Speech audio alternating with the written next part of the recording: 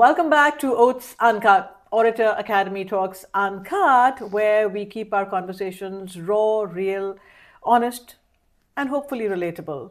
And if you've seen my other podcasts, you should know that I like to bring people who inspire me in so many ways. And I feel that their energy would benefit you as well. Talking about energies, I don't want to delay this anymore.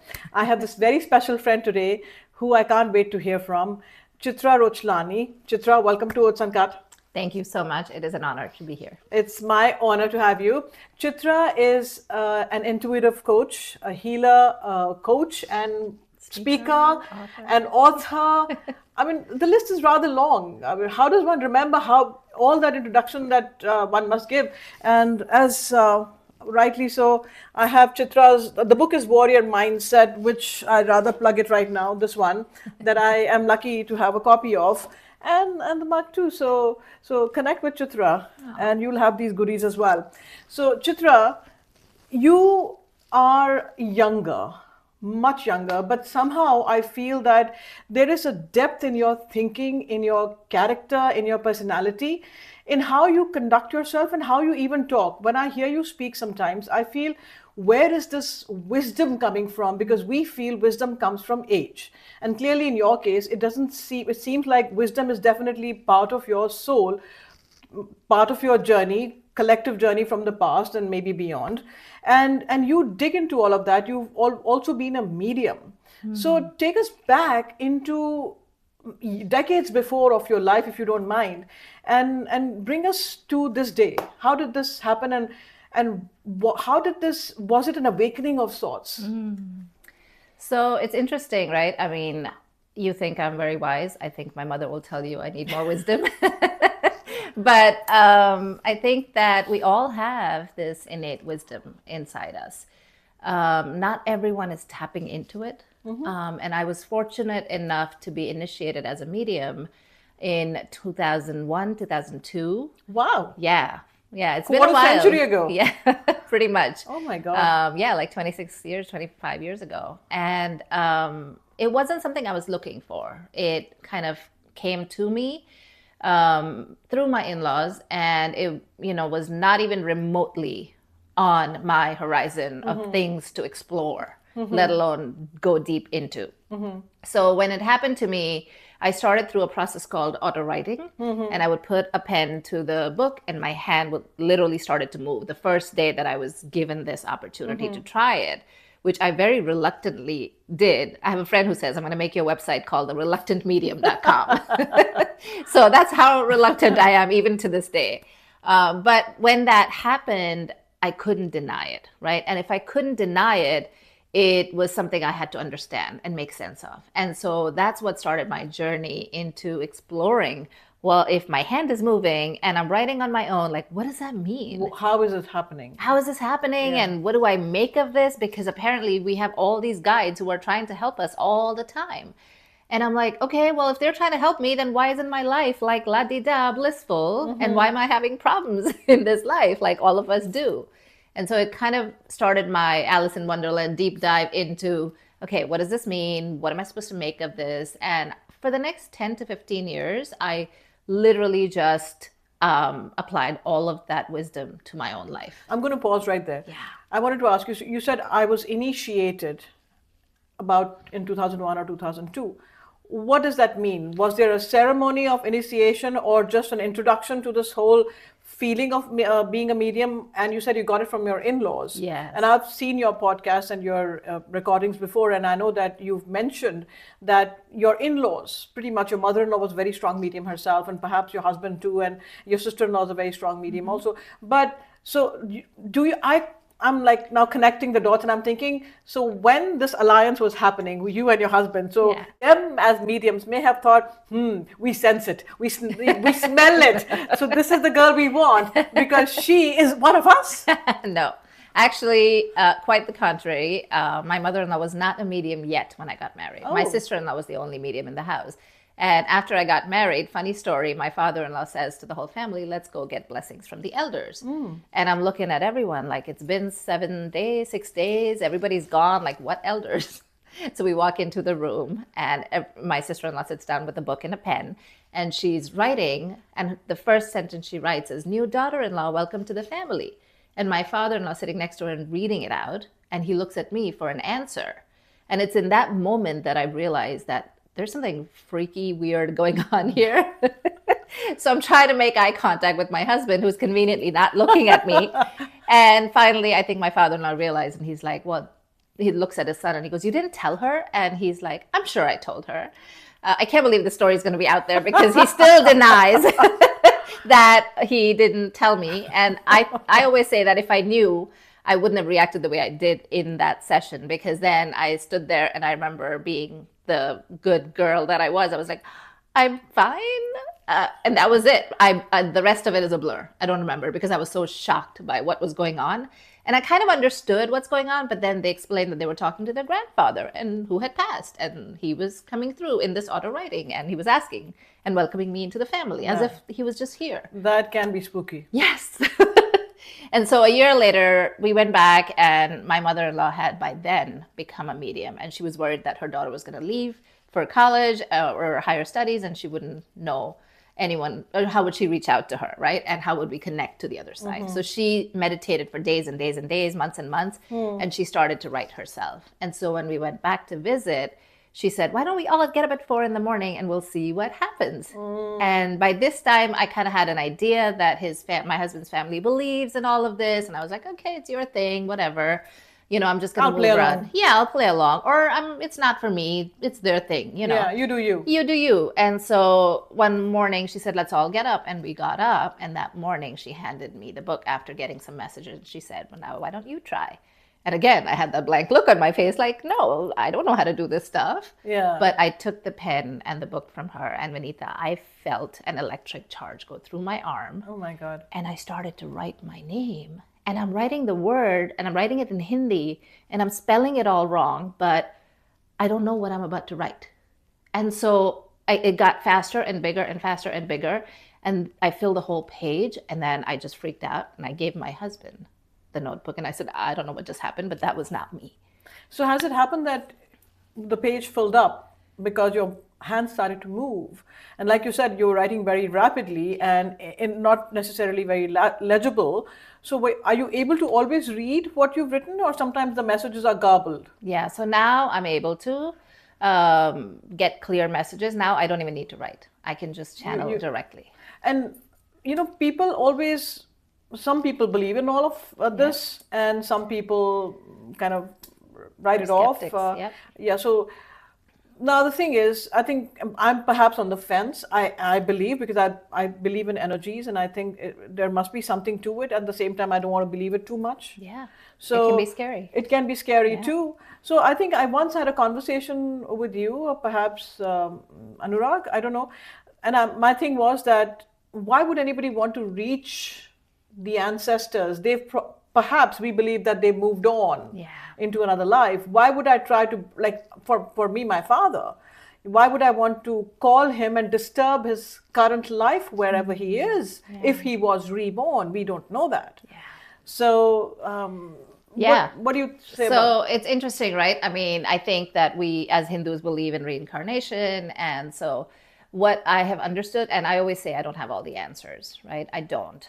This is what I know so far, is that what they tell us is that we love to hear from you, because their energy in essence is up there, right? Even if they are doing another round of life somewhere, a part of their energy goes out and does that. But their essence in their energy is always there. And if you and I always say, like, if you and I, we were going to pass, right? And your kids were here, wouldn't you want them to be able to communicate with you? You said that to me that time also. Yeah. And so they're also on a journey of growth. And what I've been told as well is that we can only give and communicate through thoughts. So we can give you thoughts, we can give you ideas, we can give you, wisdom and knowledge that you need to do what you need to do in this life. But you have a human life, you have arms and legs, you have communication skills, you have the power to make a much bigger impact. And so our job is to give you as many thoughts, as many ideas, as many concepts that you can use in this life to move on. and do bigger things. But that's how they grow, by giving us these thoughts. And when we act on them, they benefit. So that's why they come back to connect with us, and they give us this ability to reach out to them as well. So even when I pass, I'll forever be the parent? I don't get a break? I thought when I go, I'll like, wash my hands off and move on. Bye-bye. Yeah. You're on your own now. Trust me, I think we'll all be stalking our kids more than we'd like to. But the thing is, we have our own life. We have our own free will. Even in this earth, on this earth school, as I like to call it, like, we have our free will. So if you choose not to believe, you choose not to believe, and you don't do anything about it, right? Free will is our Earth school. Earth school. Very cool. Yeah. Okay. That's fantastic. So I think we can go on and on about the medium part, but I want to dig into your intuitive healing and stuff. Sure. How did that happen? So it was, again, very intuitively, that's how it happened. Like, it was, just, again, my mother-in-law was the catalyst. She was the first healer in the house. So she had someone visiting home, and it was an older gentleman who had come to their house after many, many months. And so she just literally was like, are you okay? Like, she just kind of put her hand on his knee, and she says, are you okay? And he said, oh, my knee's been bothering me so much. Oh, gosh. And so somehow instinctively she knew the hand went to the knee. And she said, do you mind if I, send some energy to it? And so she didn't know what she was doing. She just felt called to say that and do that. And so she did that. And the person who was at home, he called her the next morning and he said, I haven't slept like this in 6 months. So whatever you did, I'm coming back for more. So it was very intuitive. It was a gift that she kind of inherited, I guess, from her guides. And then she passed it on to all of us. So if somebody would come to our house for healing, she would call me and she'd be like, come sit. You put your hand here too and see if you feel anything. And it was very organic, and she was generous enough to not hoard the gift and share it with so many of us. So now there's a whole team of mediums in India, over here, that we all do energy healing on people. And it's, such a rewarding, blessing-filled experience for me, let alone the other person. I did actually visit the facility in India. Did you? In Delhi. Yes, that's the one. I did, yeah. So it was very interesting to meet the healers and hear their stories as to how they got into it. Yeah. And it was, I came out much more peaceful than I had walked in. It was, yes, but again, not being a skeptic, but the scientific part of my brain is still thinking, am I feeling peaceful because everybody else had a very peaceful energy about them? They spoke softly, you've paused during your day, so maybe that whole break that you've given yourself is rendering the peace that you're feeling right now. But again, like I said, I'm always on the fence. I do believe, but I never shoot down anything. So that's why I wanted to have this conversation with you. So how do you said you treat through mind, heart, gut? Tell me. Head, heart, and gut. Yeah. So, there is a part of my life where I'm a medium, right? But there's also a part of me that's a coach. And I think that's, if I had to nail down my identity, I am literally a seeker and an educator. I love to seek out knowledge, and I love to share it with people who need it. Or who would be willing to hear it out. And as far as the skepticism, right, I just want to address that, because I know there's a lot of people who be watching are skeptics too. I always say, like, think about energy in terms of when you go to a monastery versus you go to like a prison, right? The energy of the two places is very different, and you feel it, right? When you go to a meditation center, when you go to a retreat versus when you go to a rock concert, it's a very different energy. Absolutely. Not one is good or bad, but there is a sense that you feel of like, oh, this is different. This is calming. This is soothing. This is nurturing. And something inside of you is always talking to you, your intuition. I call it our most underutilized superpower. And it's always guiding us to do certain things, go to certain places, hang out with certain people. People have energy, right? There are certain people you could just hang out with all day, and you're like, I want more, I want more, I want more. So many inspirational people. And we're so conditioned to use our intellect, our logic, and our analytical skills, but that's only 1/3 of our capabilities. So I use the equation of IQ plus EQ plus SQ. Now you're seeing that even in the world, they're saying leaders need to have emotional regulation, emotional awareness, emotional maturity. And we're just starting to scratch the surface of emotional maturity. What is emotional maturity, right? What is emotional regulation? Like this is now we're just, getting started because we didn't go to school to study emotional well-being as we did to study intellect and logic and analytical skills and geography and physics and chemistry and all of that, right? But imagine if we did. Imagine if we studied emotions, because the only people that come close to that are therapists, psychologists. True. Right? They've studied how the human mind works. So we are so trained to operate from our head. And, I always say like, okay, you've led with your head. Oh, that rhymes. You've led with your head, but how many times do we say, I just need to get out of my head so that I can do something? And so when you lead with your head and your heart is your emotions, your mental peace, all of that. And then you also add the layer of your gut instincts, right? Now you're using the whole capacity of a human being. So I always say like there are monarch butterflies who can fly to the same exact forest in Mexico every year, and they haven't even been there. Their grandmothers and great grandmothers were there. How do they know to go back there? We are built with this innate wisdom that we have shut down. And now people I work with are like, how do I know if it's my intuition or not? You can't, because you haven't operated from that in so long. So, intellect is great. I'm not dissing it at all. I am a very logical, analytical person myself.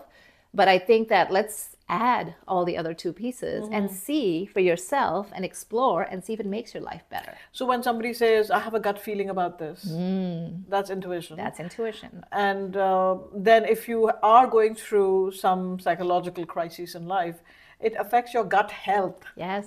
It's all connected. It's amazing how it's all connected. Yeah. And the biggest block in not being able to hear your intuition is mental clutter. So it makes sense that when you have mental clutter and you're disturbed mentally or socially, emotionally, your gut is then impacted, literally and figuratively. I was watching some reels. We are all hooked to some kind of social media. I was watching this reel, and that person said, you want to feel better, you want to have a level-headed feeling, and so first go clean your closet. If your closet is cluttered, your life is cluttered, your existence is cluttered. So start from basic that. I like a maniac cleaned my closet that day. Did you feel better? I just felt better that I could actually walk into my closet for after many weeks. So but it's energy, right? It's stagnant energy when things are sitting there. And I took out so much stuff that I could just give away, and it felt actually it's a sense of power over yourself when you feel, I haven't used it in a long time. I can give it away. I can part with it. I am so strong now. The things that you were holding on to, that one day I'll use it, one day I'll fit back into it. That's so much of that, right? I mean, and I was watching this documentary called the Earthing movie. I think it's on Netflix or Prime, but you can check it out. But it's, the guy in there is talking about how he had all this artwork in his house, and he was collecting all of it. And after a while, he felt like he was just taking care of this house with all of the things. And he couldn't go out and do the things he wanted to do because he had to take care of the house. So it wasn't that he owned all these things. For him, it was like the things owned him. Yeah. Right? And so this is what we do. And, I say follow the intellect train and see for yourself. If the smartest people are the happiest, then that's the way to go. But we're not. If the richest people are the happiest, then go after the money. If, the most popular kids are going to become the happiest, then go be popular. But it's not working. We are living in an epidemic of loneliness. True. Right? They're saying that the impact that loneliness is having on us now is as much as smoking 15 cigarettes a day. Wow. Can you imagine that? Wow.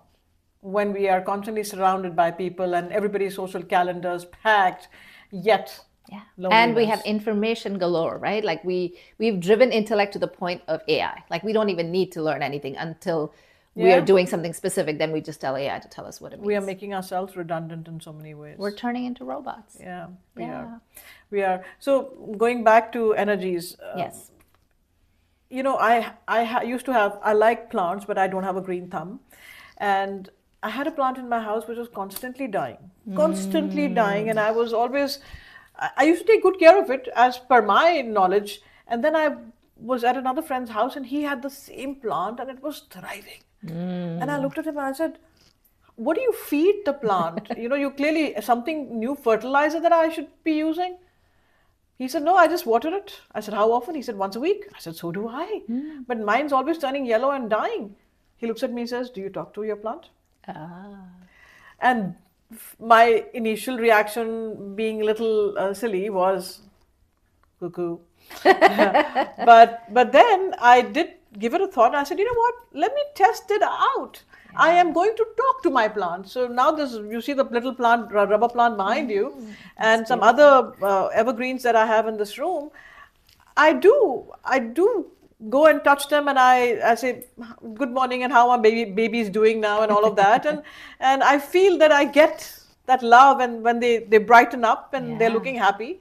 So they clearly are. And you're talking about that. I have these dead orchids. People give you an orchid plant. Yeah. And I would see somebody posting on Facebook saying, oh, I forgot about it in my garage. And I see buds on it. Oh. And I would think to myself, damn, mine, because I had 10 of those in my garage. And in fact, one of our nieces, Sally, she came in and she said, are they waiting for their communal funeral? Oh. I felt so bad. Oh. Because I guess I was just holding on to the 10 dead orchids because I was thinking that one day one of them may surprise me and bloom, especially after that misleading Facebook post by somebody. But then I let them go. I said, when Sally made that comment, I said, I cannot. I have to let go, like any loved one who has passed. Let me just let them go. And then now somebody gives me an orchid plant, I keep it with me on my desk and I keep watering it even after the flowers have shed. And there's some of them still green. Oh my God, that's amazing. Still green. So I'm holding on. I'm totally working on the energy that you mentioned. And it's funny because that was one of my first energy experiences when I had a plant. I was in a townhome and one plant and I was like, it's dying. And I'm like, I just have one plant and it's dying. And now you've seen our yard, like it's so many trees and plants. Yeah. So that was my big fear. I'm going to kill everything. But I remember this plant was dying and I remember talking to my mother and I was telling her just as I was staring at it and she was like, well, have you tried sending it good wishes?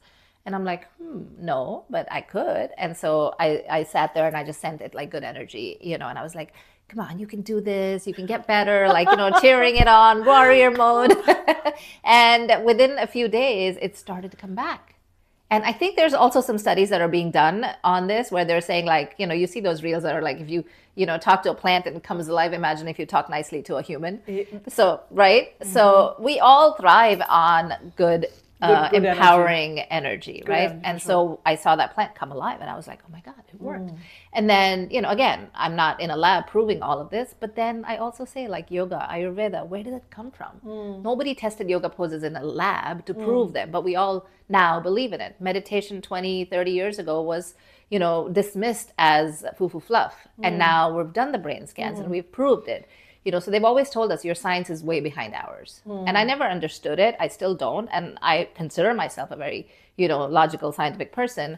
But I've also seen what happens by believing in the energy, by following the guidance I get. And I feel like the biggest benefit, one, is that my intuition is stronger. And the second thing is that my life has gotten course corrected to where I need to go. And the things that I have accomplished in my life are way beyond what I ever thought. Like I never thought I would write a book. It wasn't even far, far in my horizon or my hopes or my dreams or nothing like that. I never thought that I would have a podcast. I never thought I would be speaking on stage. But all of these things have come to me and landed in my lap. And it's almost like I've been nudged and pushed to do them. And as I show up, I'm starting to now see the impact that I can make on people because I've done the inner work to get the clarity and the purity that is needed to manifest whatever you want in life. Definitely. You mentioned meditation. Yes. How did that come about? Because I do yoga. I do yoga thrice a week and we always end with pranayama, the breathing exercises. And I have always felt that those exercises ground me, anchor me. I feel very stable emotionally and physically. And as a public speaking coach, I often actually suggest that to my students who are stuttering a little bit. And and make them do a few of those exercises, and they do feel instantly calm after that. Yeah. And there's sometimes no stuttering for the entire hour when they're here. Wow. So, I mean, I'm not a speech pathologist, but I just thought this was something working for me. So let me suggest it to them. So how you've been now doing meditation town-wide? So so I just started, and this is a vision that was given to me a few weeks ago, and I just kept seeing Livingston meditates. And I envisioned myself at the Oval just meditating with a whole group of people. And obviously, like everything else that has been shown to me, I freaked out and I was like, who am I to do this? Like, imposter syndrome kicks in immediately. But I'm also very passionate about helping people overcome this mystery around meditation. So, I always say if I'm self-diagnosed ADHD, and if I probably have 47,000 browsers open in my head, and all the symptoms almost check. So I'm pretty sure if I got tested, they would tell me I have it. But so for that reason, I have not been actually a very strong meditator. Like I've never done those 5-hour, 6-hour meditations that other mediums and psychics sometimes talk about. I'm like, oh, I could never. But what I have done is I have dug deep and gotten to the foundation of what meditation is. And to me, most people are going about it the wrong way. They are trying to meditate to get calm. But in reality, meditation doesn't start until you are calm. So when you do that yoga session, your body has moved, you are tired a little bit, then you go into the breathing exercises, you're now ready and calm enough to go into that meditative state. And we all have activities that we love to do, that we flow in, that make us forget about our problems, that make us forget about all the thoughts. So I tell people, start there. Start with something that gets you in a state of flow.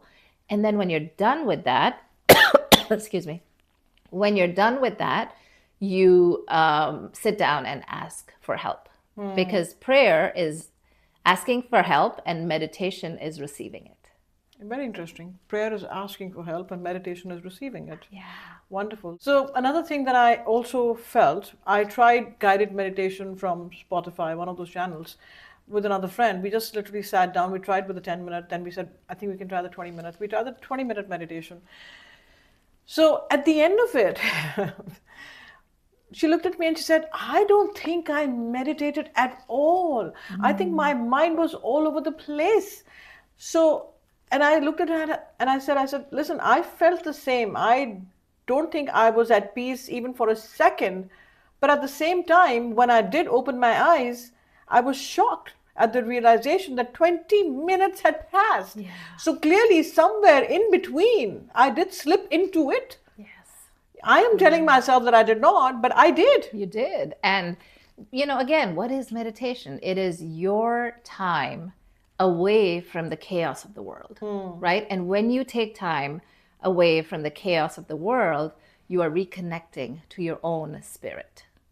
And what is spirituality? It is taking the time to reconnect with your spirit, understanding what your soul needs, what makes it come alive, and then following the guidance from there. So follow your own guidance first before you give into the guidance of social influences. Oh my God. If I could tell everyone one thing to take away from this, it is stop chasing after shiny objects. Because we are so conditioned, especially in this country, to chase after shiny objects. People want to know the quickest fix, the quickest hack to, do everything from meditation to manifestation, all of that. Is there a pill for meditation? You just take one pill a day, you've done 10 minutes? There is no pill. If I had the pill, Vineeta, I would be a millionaire on an island somewhere. Is Costco somewhere. selling one? Yeah. My husband often tells me, can you bottle this faith and sell it? So I'm working on it, people. Like people who are making oxygen bottles during COVID? Yeah, listen, if it's possible, you won't see me. Yeah. I'll just take 5%. Yeah. Maybe I'll just fill a bottle with air and be like, I it's infused with faith and surrender and letting go and all that beautiful stuff. Oh my God. Yeah. No, but also the other thing I want to say about meditation is this, that, when you're meditating, what's the intent? Is there an intention behind your meditation? Should there be an intention? There should 100% always be an intention. Because what happens when you do a guided meditation, and again, I'm not dissing it, it is a tool, it is a way to get there. But if you're listening to somebody else helping you envision something unless you incorporate a prompt that helps you get some insight. You're just doing this visualization coming out. Yes, your nervous system calms down, and that may lead you to a solution indirectly. But I think the most efficient way to meditate is, okay, today I am struggling with my toddler getting sick 100 times in the year. I want some answers. I'm going to meditate, and I want to get some clarity on why this is happening, what I can do for him, and then just sitting with that intention and knowing and trusting that an answer is coming to you. Now you're doing something productive with your meditation, right? You could also just do it for the sake of getting calm and, you know, finding your peace. But I feel like there's an integration piece that is missing. So how many people do we know that meditate 20 minutes a day, every day, and then as soon as they're done, they're raging on the road or screaming and yelling at the family members? And I always say, what is the point? What is the point? If you're meditating and you're calm 20 minutes and then you're like screaming and yelling all day, it's not having an impact on your life. Yeah. And I think people somehow, my observation, I don't want to sound too judgmental, but I feel people are looking to check boxes. And that's the thing about shiny objects. You follow them, you chase them, you try to check box them, and then you don't see the results, and then you go after the next shiny object. Yeah, even with meditation and yoga and stuff like that, it's like checking boxes. Been there, done that. Because it's the right thing to do these days. Exactly. So to say. So this is what my goal is with the Livingston Meditates, is to help people who struggle. And by the way, only 2% of the population meditates daily. 98% of us are struggling. So you're not alone. And if you want to come try it out, I invite people to just come with an open mind, and we'll talk a little bit about these myths around meditation, and we'll talk about the things that bring you flow, and then we'll do a guided, and I live channel those meditations. So I really don't know what's going to come out of my mouth, but usually the response that I get, the feedback that I get, is that it took people to another place. But I think it's because of the integrative nature of talking about it first, and then having a prompt for them, and then leading them into that meditation. It works better. So perhaps the people who have come to meditate with you that day, it's their energy that is coming to you, and then you are able to call something else for them? It's possible, very possible. Usually the guidance comes through for the collective, whatever they need. That's very interesting. Yeah. Wow, that's a lot that you're packing in at a very young age. Oh, I like that. I like hanging out with you. At 50, I'm very young. I like that. But it's all conditioning, right? I always say it's conditioning. It's not aging. It's conditioning, yes. And rather than living through your whole life not knowing, because the fact that you keep talking about all this, somebody somewhere will benefit from it. I hope so. And I am a big proponent of the mindset that don't tell your children what to do, show them. You have definitely embodied that, and I've watched your kids as a result of that, and you've done phenomenal. I had to learn how to do that after messing things up, so I'm glad that you were able to do it from the beginning. I still feel that whatever they are turning out to be, my children are completely on their very own independent journey, and I mean, till date, I'm a spectator in their lives, and if there's something they take away from mine, fine, but I think our kids teach us so much. The kids do. I think parenthood teaches us a lot. So much. It matures us in ways that I never imagined. Absolutely. But that's the best part about it. That's it. And they're here to teach us. They're not here for us to mold into certain things, shapes or, positions or intellect. Yeah. So I was having this conversation with Shivangi the other day who was having this conversation, but that the children choose you, like Khalil Gibran said, right? The children come through you, but you don't own them. You don't own them. They just somehow come through you. They're not yours. Yeah. So yes, one has to focus on one's own autonomous, independent, individual journey. Yeah. And thank you for helping people figure it out and get some clarity of mind, thought, and gut. Thank you. Thank you for having me. Thank you for this conversation. I think that we all deserve to attract the life that we want, and we need to stop chasing after it, because we've tried chasing. It's not working. It's not working. So what's your website if people have to get in touch with you? Absolutely. It's fitwarriorlife.com. All my Fixed Warrior Life? Fit Warrior. Yeah. Fit Warrior Life. And this is the book. This is the book, The Warrior Mindset. The Warrior Mindset. And, we talked about decluttering the mind, and the book will help you declutter through 7 of the basic mindset shifts that we all need to make. Absolutely. So, and if there's any questions, I'll put her website in the caption so you guys can connect with Chitra and hopefully benefit.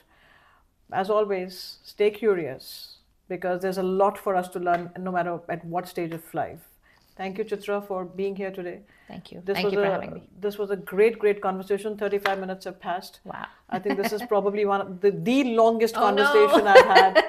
The Oops. longest conversation I've had. But Okay. there were so many different sections to it that I wanted to touch upon. So thank you for your time. Appreciate it. Yeah. Thank you so much. You guys take care of yourselves, stay curious, and keep talking, keep having the conversation because through conversations we stand to learn so much. Stay well, stay safe. Remember to love and to laugh and have a blast. We shall meet again.